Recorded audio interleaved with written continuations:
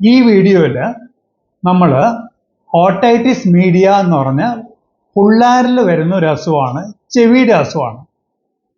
അതിൽ കർണപടത്തിൻ്റെ അകത്ത്, കർണപടം കാണാൻ വെളിയിൽ നിന്ന് കാണാൻ ഓൾമോസ്റ്റ് നോർമൽ ആയിരിക്കും, അതിന് അകത്ത് വെള്ളം പോലെ കട്ടി നിൽക്കും.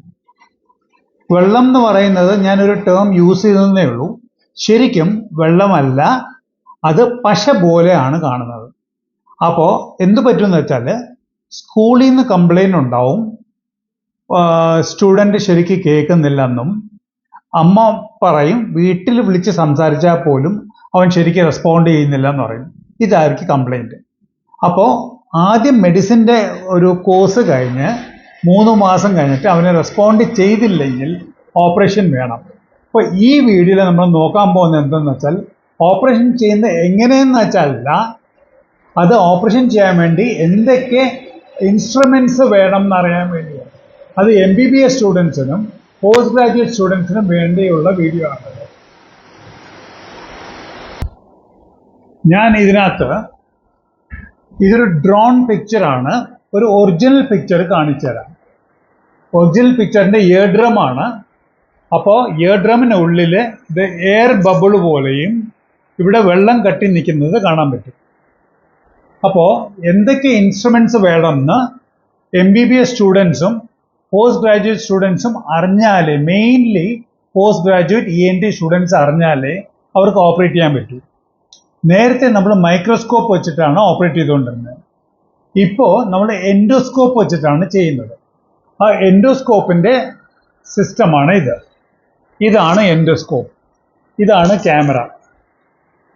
ഇപ്പോൾ ഹൈ റെസൊല്യൂഷൻ ക്യാമറയാണ്.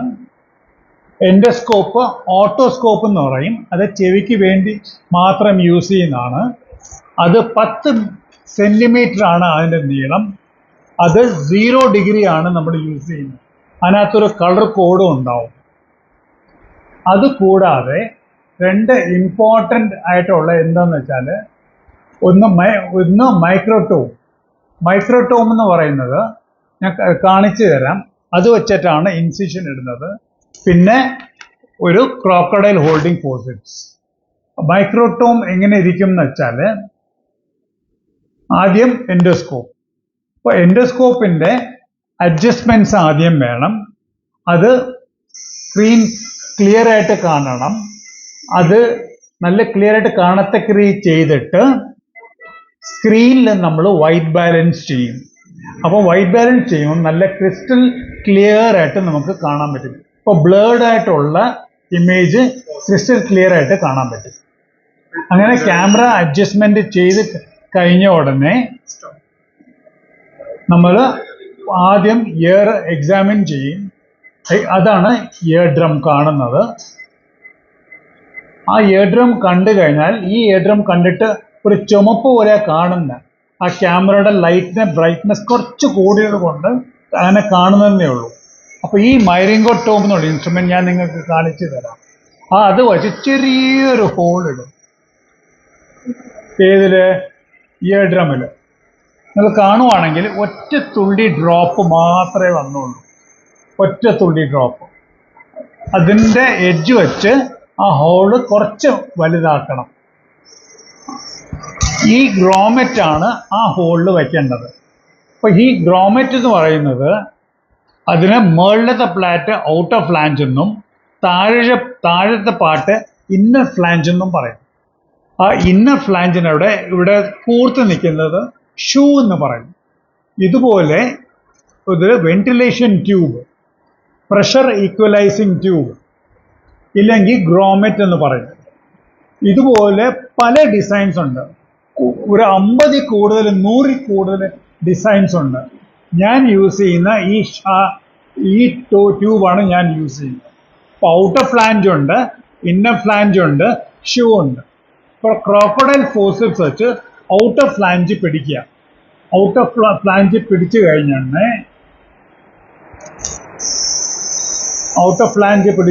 ഉടനെ അത് പതുക്കെ നെഗോഷിയേറ്റ് ചെയ്യണം. അത് ഞാൻ കാണിച്ചു തരാം.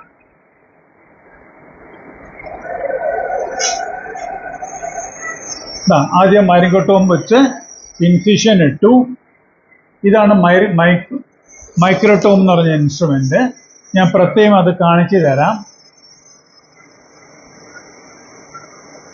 ക്യാമറയിൽ വെച്ച് കാണുന്നുണ്ട്, വലുതായിട്ട് തോന്നുന്നേ ഉള്ളൂ. അപ്രോക്സിമേറ്റ്ലി 2-3 മില്ലിമീറ്ററേ ഉള്ളൂ. അതിൻ്റെ അകത്തെ ഡയമീറ്റർ 1.14 ഉള്ളൂ. അതാ ഇത് out of flange. Crocodile forceps വെച്ച് പിടിച്ചിട്ട് അകത്തോട്ട് കൊണ്ടുപോയിട്ട് ഈ ഷൂ കാണുന്നുണ്ടല്ലോ, അത് ഈ കാണുന്ന ഇൻസിഷന് അകത്തിടണം. ഇതാ ഇപ്പൊ കാണാവോ, ഇൻസിഷന്റെ അകത്തിടും. ഇട്ട് താഴേന്ന് ഒരു കേർവ്ഡ് ഫോർസെപ്സ് അല്ലെങ്കിൽ സ്ട്രെയിറ്റ് ഫോർസെപ്സ് വെച്ച് ഇത് തള്ളി അതിനകത്ത് കൊണ്ട് കറക്റ്റായിട്ട് ഇരുത്തണം. ഇതുവരെ നോക്കുവാണെങ്കിൽ ഒരു തുള്ളി ബ്ലഡ്, ഒറ്റ തുള്ളി ബ്ലഡ് മാത്രമേ ഇത് കണ്ടുള്ളൂ. ഒരു ബ്ലഡ്ലെസ് ക്ലീൻ സർജറിയാണ് ഇത്. അത് കൂടിപ്പോയാൽ 1 മിനിറ്റ് അല്ലെങ്കിൽ 2 മിനിറ്റ് എടുക്കത്തുള്ളൂ. ഇതുവരെ ശ്വാസം കറക്റ്റായിട്ട് അകത്ത് പോകത്തക്ക രീതിയിൽ. അപ്പോൾ ഇതാണ് പ്രൊസീജിയർ. ഇപ്പം നമ്മൾ ചെയ്തത് എന്താണെന്ന് വെച്ചാൽ, ഇവിടെ ഒരു ഇൻസിഷൻ ഇട്ടു, ഈ മൈക്രോടോം വെച്ച് കംപ്ലീറ്റ് ഗ്ലൂ വെച്ച് വെളിയിലെടുത്തു. അത് കഴിഞ്ഞിട്ട് ഗ്രോമെറ്റ് അവിടെ വെച്ചു, കംപ്ലീറ്റ് ആയിട്ട് പൊസിഷൻ ചെയ്തു. ഇതാണ് ചെയ്തത്. ഇതാണ് ഇൻസ്ട്രുമെന്റ്, മൈക്രോടോം എന്ന് പറഞ്ഞ ഇൻസ്ട്രുമെന്റ്. ഈ മൈക്രോടോം ഇൻസ്ട്രുമെന്റ് ആംഗിൾഡ് ആയിട്ടിരിക്കും. എന്തിനാന്ന് വെച്ചാൽ സർജന് കറക്റ്റായിട്ട് കാണത്തക്ക രീതിയിൽ. സ്ട്രെയിറ്റ് ആണെങ്കിൽ അതിൻ്റെ ടിപ്പ് കാണത്തില്ല. അപ്പോൾ അതിൻ്റെ ടിപ്പിൻ്റെ സ്പെഷ്യാലിറ്റി എന്ന് വെച്ചാൽ അൾട്രാ തിൻ ടിപ്പാണ് ഇത് കാണുന്നത്. മാത്രമല്ല അത് 2 സൈഡിലുള്ള ഇത് ഒരു ബൾജ് പോലെ ഇരിക്കുന്ന അത് ബ്ലണ്ടാണ്. സൈഡിൽ കൊണ്ടാലും മുറിയാത്തക്ക രീതിയിൽ ടിപ്പ് മാത്രമേ ഷാർപ്പായിട്ട് കാണത്തുള്ളൂ. ഇവിടെ ഒരു ഗ്രിപ്പ്, നല്ല ഗ്രിപ്പ് കിട്ടത്തക്ക രീതിയിലുണ്ട്. അതാണ് മൈക്രോടോം എന്നുള്ളത്. ഇതാണ് എൻ്റെ മെയിൻ ഇൻസ്ട്രുമെന്റ്. അത് കഴിഞ്ഞിട്ട് അടുത്തത് ഒരു ക്രോക്കഡൈൽ. ആ ക്രോക്കഡൈലിൽ റാച്ചറ്റ് കാണത്തില്ല. അത് ഭയങ്കര സോഫ്റ്റ് ആയിട്ടേ ഔട്ട് ഓഫ് ഫ്ലാഞ്ച് പിടിക്കാവൂ. ഇല്ലെങ്കിൽ തെറിച്ച് പോയി താഴെ വീണാൽ, തിയേറ്ററിൻ്റെ താഴെ വീണാൽ കണ്ടാൽ പോലും അറിയത്തില്ല, അത്രയും ചെറുതാണ്. ഈ 2 ഇൻസ്ട്രുമെൻ്റ് ആണ് മെയിനായിട്ട് നമുക്ക് വേണ്ടത്. ഇതാണ്